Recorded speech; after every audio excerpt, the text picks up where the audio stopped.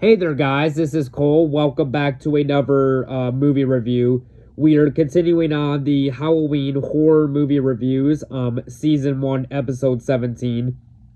And today's horror movie I'm going to review is the 1988 movie Child's Play 1988, directed by Tom Holland. No, not Spider-Man, but movie director Tom Holland. So, yeah.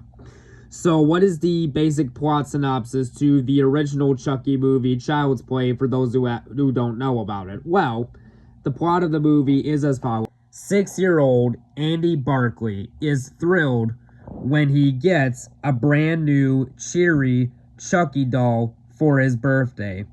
But he quickly discovers that Chucky is possessed by the soul of a notorious serial killer who swiftly begins terrorizing Andy, his ill-fated birthday, and his disbelieving mom. So that's basically the plot synopsis to the original Child's Play movie. Now, before I get into my review, the overall reception and my thoughts on it, I'm gonna talk about, how this movie was made, how the idea came up, and, the overall reception of this movie. So, in 1987, the idea came up in the 1980s when MGM wanted a new movie franchise to compete with James Bond, as James Bond was really popular, but it was starting to fizzle out because the movies weren't making as much money at the time. So now this is where things get interesting. The idea for Child's Play originated with screenwriter Don Mancini in 1985, inspired by the 1980s rampant consumerism, the popular but stressful craze for Garbage Patch Kids dolls, and the perceived influence of toys and marketing on children, streaming from his father's advertising career. Now, this is where also other things get interesting. So, the original script of this movie was originally a 3-hour movie where it envisioned a doll possessed by Andy's suppressed age. However, this version was shown to test audiences, and this specific version of the movie, the original version that we never got to see publicly, was shown to test audiences before the movie was released publicly. And the test screeners were not good, so MGM decided to change the script. And then in 1988, MGM hired Tom Holland, and then in 1988, MGM Studios hired Tom Holland to direct the movie due to the critical acclaim and success that the original Fright Night movie from 1985 had, which Fright Night from 1985 is a great horror movie. It's a beloved 80s classic vampire horror movie. I absolutely love Fright Night, but I recently reviewed that here on the channel. Production began on November 9th, 1988.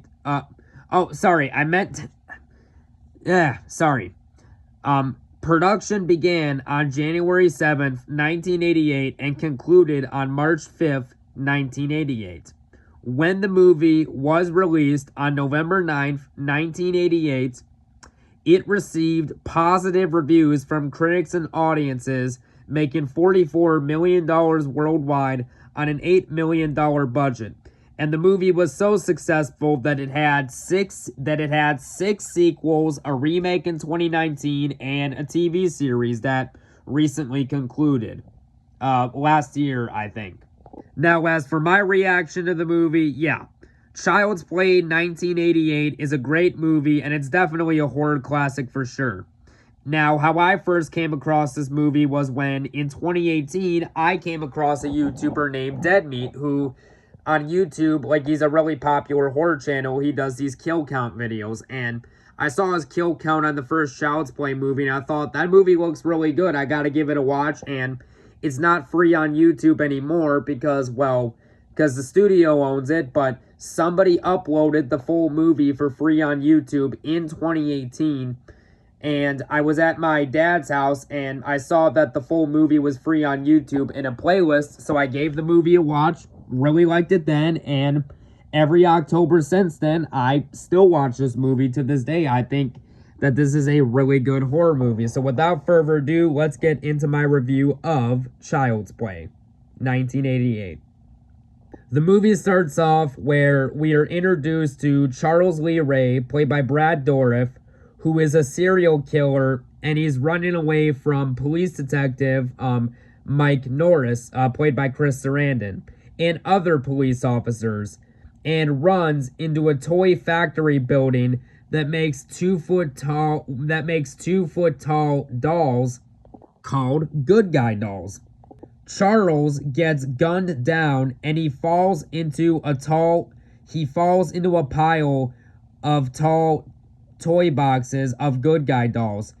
Charles Lee Ray then chants a ritual out loud to transfer his soul into a Good Guy doll, which works as when Charles Lee Ray is chanting, he basically says, "Give me the power, I beg of you." And then lightning strikes the building, which basically strikes him, transferring his soul into the doll's body, and then the whole place just blows up.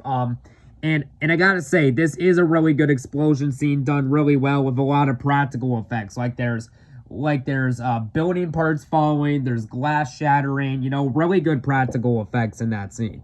We are then introduced to 6-year-old Andy Barclay, played by Alex Vincent, who makes breakfast for his mom, Karen, and brings it to her bedroom. That morning, Andy sees a TV ad for the Good Guy dolls, and Andy is so fascinated by the ad of what he sees, and it's basically like this toy doll that you like a 2 foot tall doll that you put these batteries in, and then one of them on TV says, "Hi, I'm Ozzy, and I'm your friend to the end. Heidi ho, ha ha ha," and gives like a cheerful laugh. And then Andy begs his mom to get it for his birthday. However, Karen says she knew about it, but she wasn't able to get it in time for his birthday. So then she's trying to get it, she's trying to find a way to basically get her son what he wants for his birthday. She is able to get a Good Guy doll from a person in an alleyway. And then, and Karen's able to buy it from a guy for like $30. So, yeah. But then not long after that, Karen Barclay arrives home. Then Andy opens up his present and receives a 2 foot tall Good Guy doll named Chucky, and Andy is overly excited. And then Andy says to the doll, "Hi, I'm Andy, what's your name?" Then the Good Guy doll says, "Hi, I'm Chucky, and I'm your friend at the end. Heidi ho," and then he gives a cheerful laugh. But then Karen joyously laughs and says, "Wow, he's something, isn't he?" And Karen in this movie is played by Catherine Hicks. And one thing I do think works really well about this movie is the cast and characters. Alex Vincent does a really good job as the main kid actor, Andy Barclay. I think that Catherine Hicks gives a really good performance as Andy's mother, Karen Barclay. I think that Chris Sarandon is really good as Detective Mike Norris, who, interesting, Chris Sarandon, a couple years after this, he would go on to voice Jack Skellington in The Nightmare Before Christmas, which I love that movie. If I don't get a chance to review it this October, I might review that for Christmas. We'll see.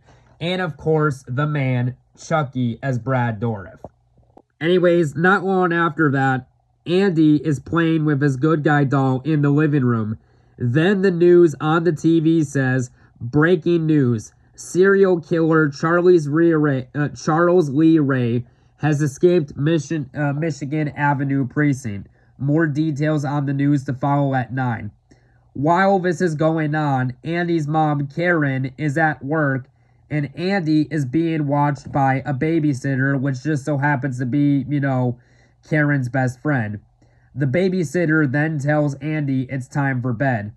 And the babysitter brings Andy and Chucky to bed, and she basically tells Andy to brush his teeth before bed and stuff like that. And while this is going on, while Andy is brushing his teeth, the babysitter basically asks him, "Are you brushing your teeth?" And then Andy says yes, and she's like, "That's good." And Andy is brushing his teeth, but while it happens, she's basically putting the dishes away, and then she is scared as she hears the TV turn on in the living room, and she sees Chucky sitting on the floor.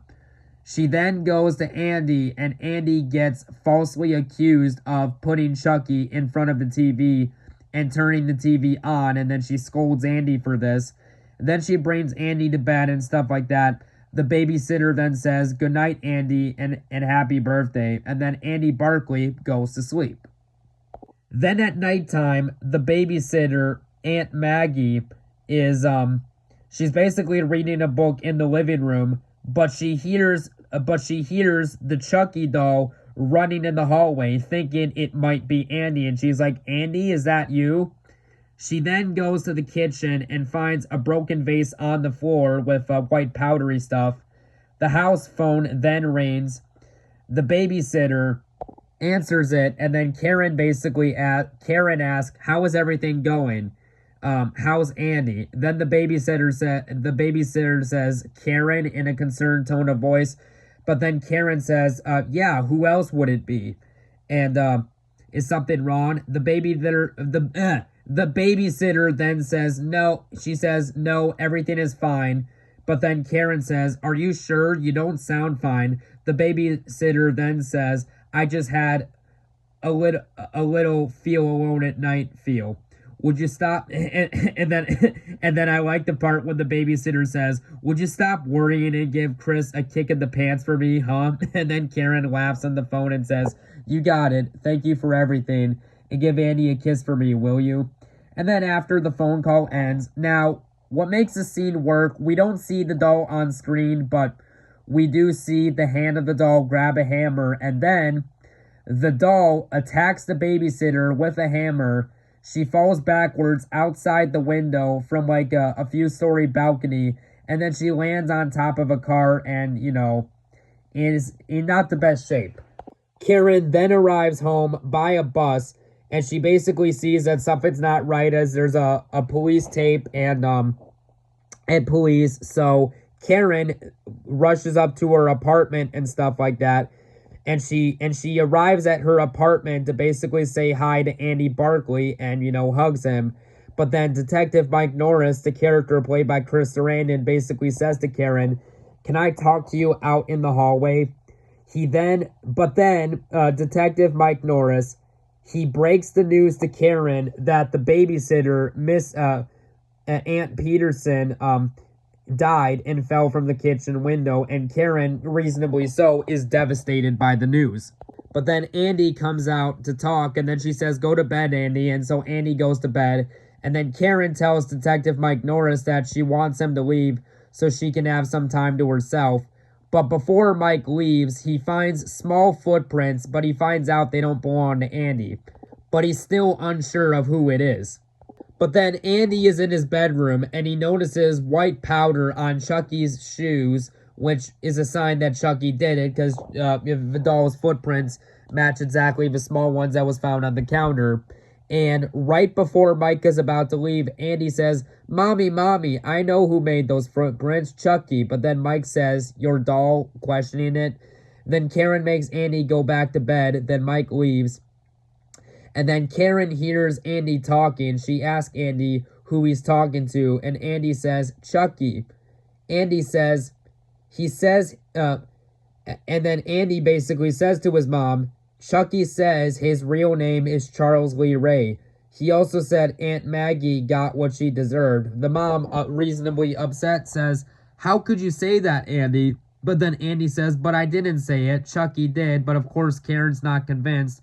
And she says, "Andy, Chucky is just a doll." And then eventually Andy's convinced. He goes back to bed and he basically whispers to her, "I told you she wouldn't believe me," and stuff like that. And then, so yeah. So the next day, Andy Barkley's mom, Karen, drives him to school, and and, lets Andy bring the Chucky doll with, and she says, Chucky's just a doll and not real, right? And then Andy says, that's correct.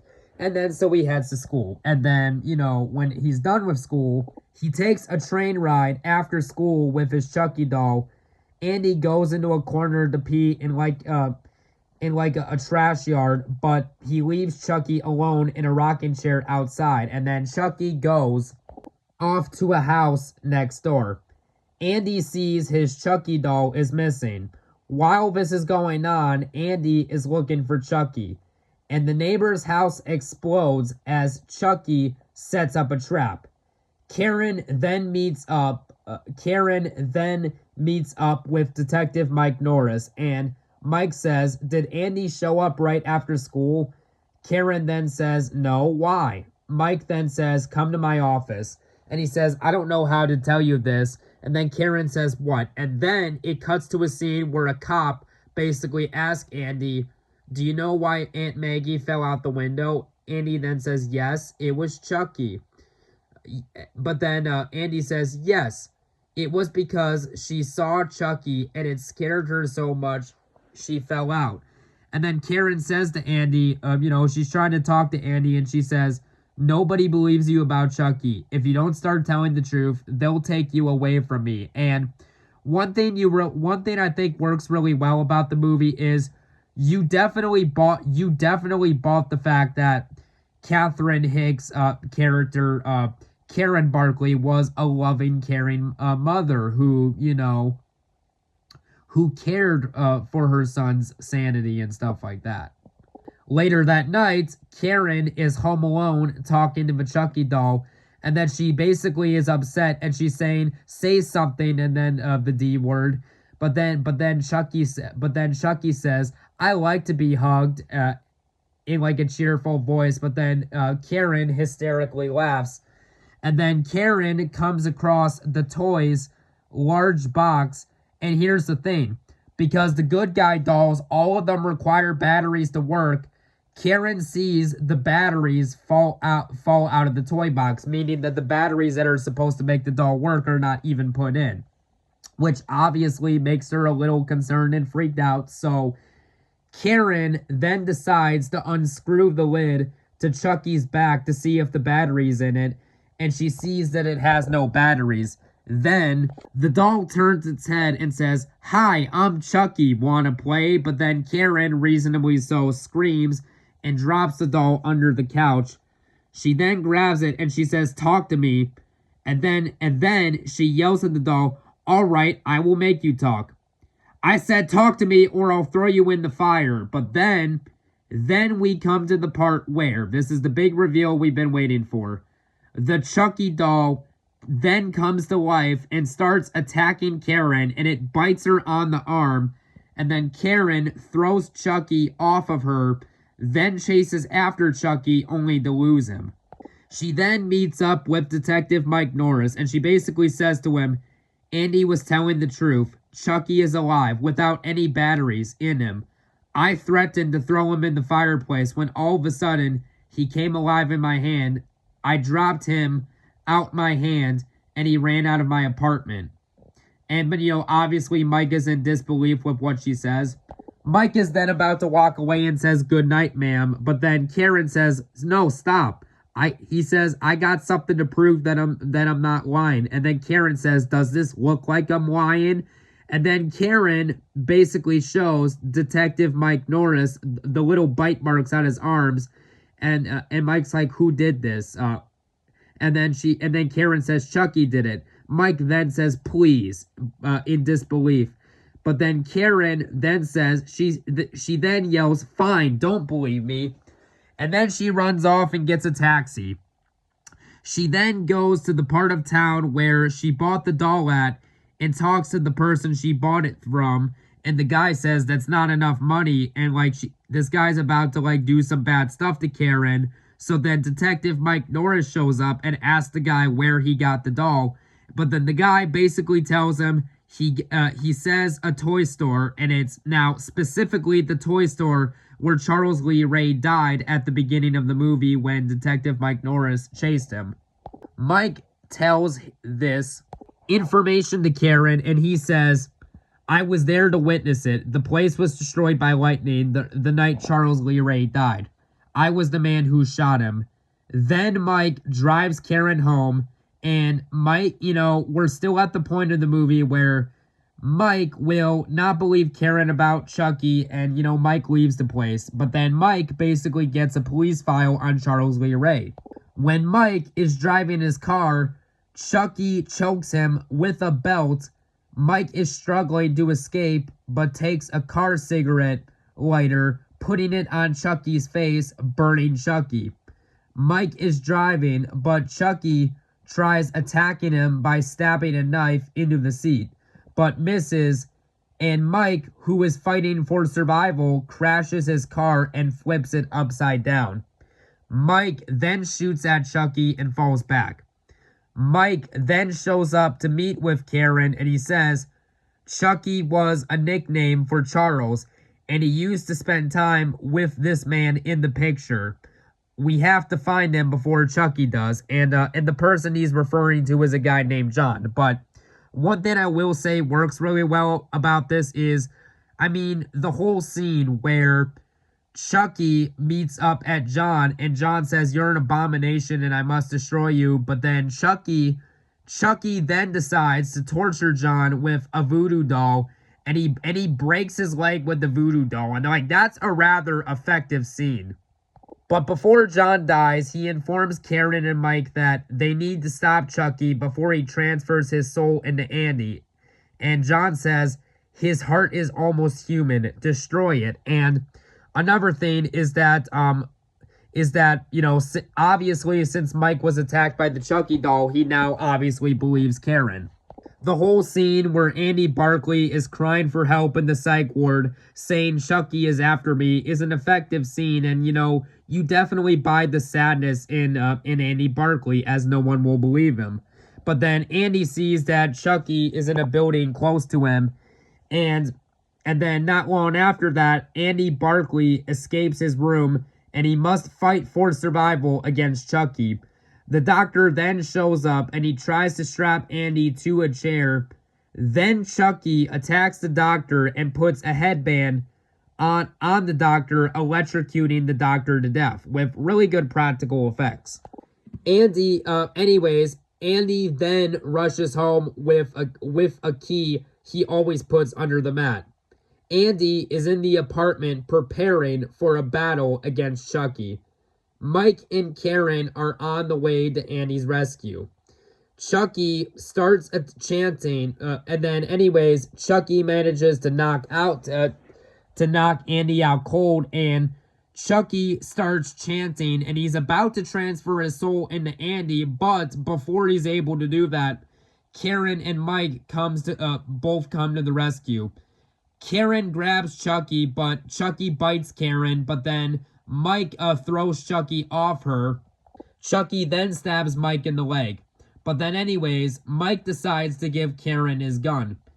Karen shoots Chucky, then the gun is jammed, and Karen runs, dropping the gun, scared, but then Karen, but then we get the whole scene where Karen Barclay manages to trap Chucky in the fire pit, holding like a fireplace wall thing in place. That way Chucky can't escape. And then she tells Andy to start a match, and Andy does. But then Chucky says to Andy, he basically says, "Andy, no, please. We're friends to the end, remember?" But then I like the part when Andy says, "This is the end, friend." But then, as soon as Andy Barclay says that, he basically lights Chucky on fire, and really good practical effects with the doll melting. And just when we think Chucky is done, he gets back up, but he's burnt, and he tries to attack Andy. Chucky then says, "Give me the boy and I'll let you live." Andy and his mom Karen run away. But then we have the whole scene where Karen Barclay is shooting the gun at Chucky, and she manages to shoot Chucky's head off, then the leg. And one of and one of Detective Mike's cop partners shows up, and Mike tells him the truth that Andy was telling the truth about Chucky, but of course he doesn't believe him. And then Chucky attacks Mike's partner, but Mike's partner survives. But then Mike manages to shoot Chucky in the heart, finally defeating the bad guy. And then Chucky says, "Hi, I'm Chucky, wanna play?" But he basically says it with his voice fading out as he's, destroyed. But then Mike says to his partner, "You believe me now?" Then the partner then says, "Yeah, but who will believe me?" Then our movie ends with a close-up shot on the melted Chucky doll's face, and then the camera zooms in on Andy's face staring right back at the doll through the door. So yeah, at the end of the day, this movie's a horror classic. Definitely one of the best horror movies of the 80s, and I'm going to give Child's Play a 9 out of 10. And if for some reason you like classic horror movies and you've not yet seen the original Child's Play movie, the original movie from 1988, I would highly recommend it. So yeah, on a scale of 1 to 10, I'm going to give the original Child's Play a 9 out of 10. So yeah. Anyways, guys, thanks for watching my review, and I'll catch you guys later. Bye-bye now.